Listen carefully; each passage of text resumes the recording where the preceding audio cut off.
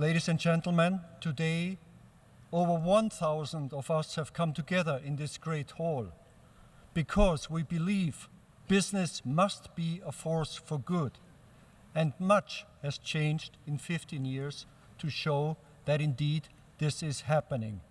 Today, over the next 1.5 hours, we will take stock and look into some specifics of what is actually happening on this agenda.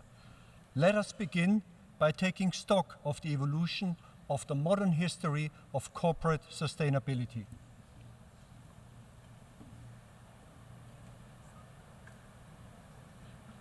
Please roll the video.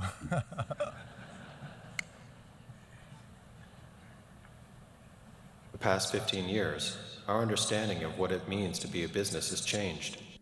Business is taking a more active role on the big issues facing the world, and in some areas, it's leading the charge. Here are our key findings as the Global Compact turns 15. Sustainability has pushed deeper into markets, sectors, and value chains worldwide. Corporate sustainability has grown to become a broad global movement. Executives are now embedding sustainability at this strategic level into core practices and their wider value chains. But there's still a lot of work to do in putting the talk into action. Today, companies must be upfront about their total sustainability impacts. The ICT revolution has spread connectivity and transparency to all corners of the world. We cannot overcome the sustainability crisis the world now faces unless business, government, and society join forces. Better collaboration is delivering smarter, longer-term solutions.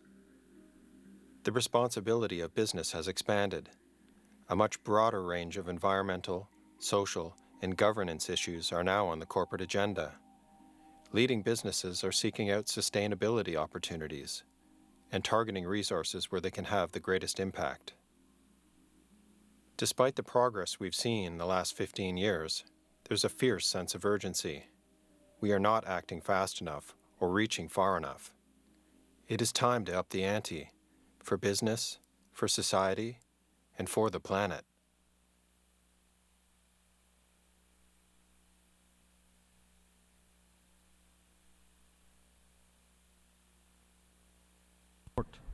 Taking a deep look at the growth and impact of corporate sustainability since 2000, with a special assessment of the role of the UN Global Compact. This assessment has been carried out by DNV GL, a world-leading risk management and certification company. And now it is my great pleasure to invite Dr. Henrik Madsen, CEO of DNV GL. Please.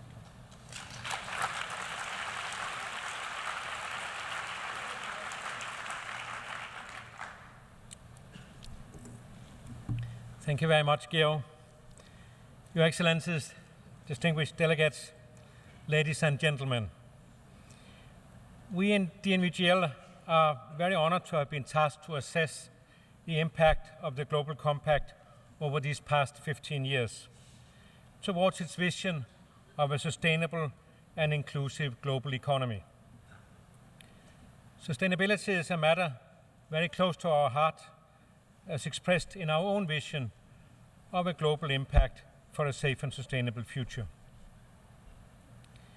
In our assessment, we have focused on three perspectives: how the global economy has changed over the last 15 years, the role that the Global Compact has played in enabling this change, and what the next 15 years may look like, offering our reflection on how we all, including the Global Compact and the broad business community, can contribute to a sustainable future. And we have looked at changes on three levels: how companies have changed their practices to become more sustainable, how important drivers and conditions in the external operating environment have changed, such as regulations and finance decisions, and how changes in the worldview of the role and responsibility of business has taken place. And we believe that transformation will only happen when we see changes happening simultaneously on all these three levels. So what are then the key takeaways from our assessment? Firstly, sustainability is gradually penetrating deeper into markets and sectors all around the globe. Global Compact signatories are present in 156 countries, and 25% of the world's largest companies have joined. Secondly, a deeper understanding of the complexity and interdependence of global challenges has emerged. So partnership and collaboration is the new norm.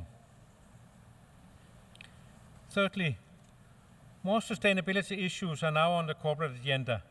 Peace, equality, climate change, and corruption, because they do impact performance.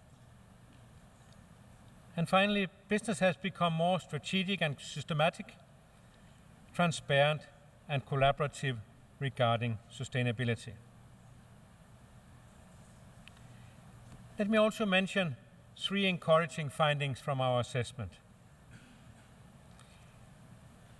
Leading companies are now very much driving the debate to push for smarter regulations. Smarter regulations supporting sustainable practices.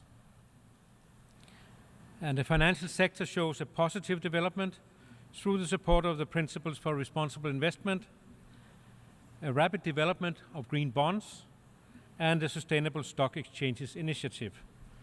And as you just heard, $59 trillion of assets are now backing the principles. And as a third encouraging finding, I wish to mention that the local networks of Global Compact are managing to engage local businesses around the really locally relevant issues.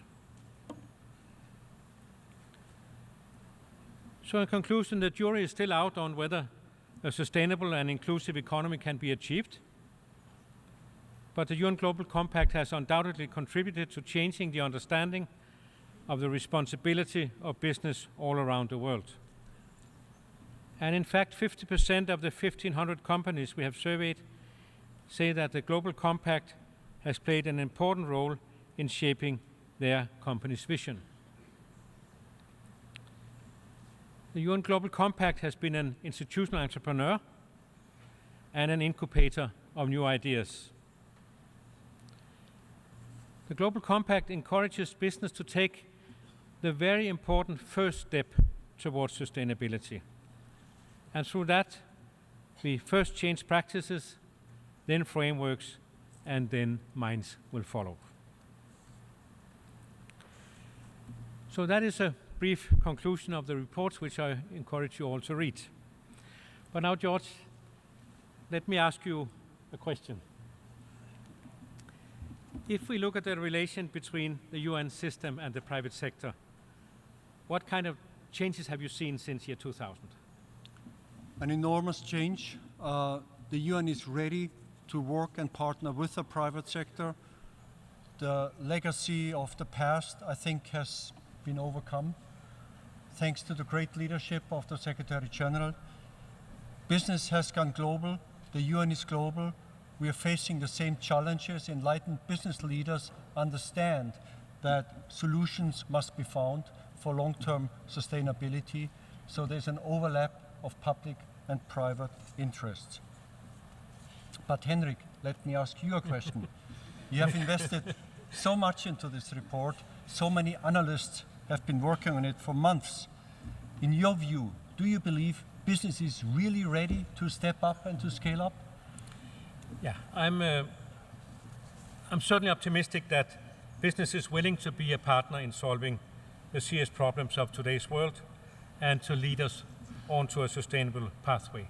This is really in the interest of business.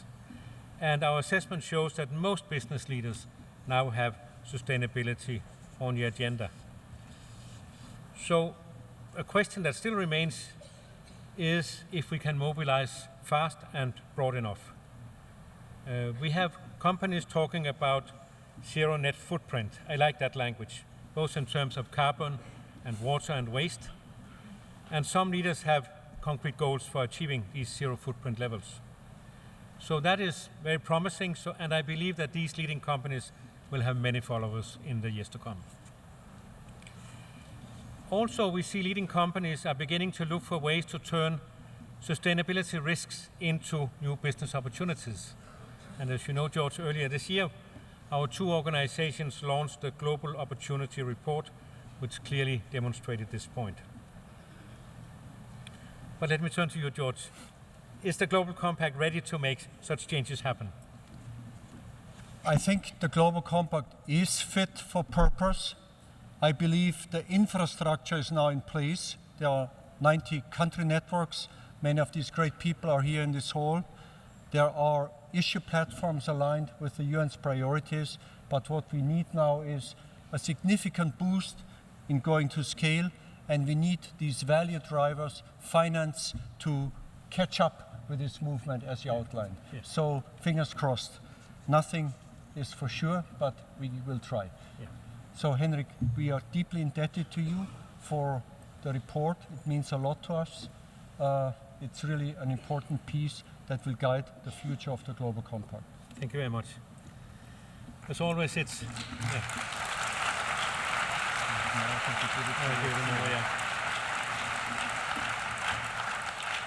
So thank you, George, and thank you for your contribution. It's always very inspiring to listen to you. So, dear President, dear Secretary General, it's a great honor to now hand over the assessment report titled Impact, Transforming Business and Changing the World. And I trust that the UN will continue to be a strong driving force in building a more sustainable future.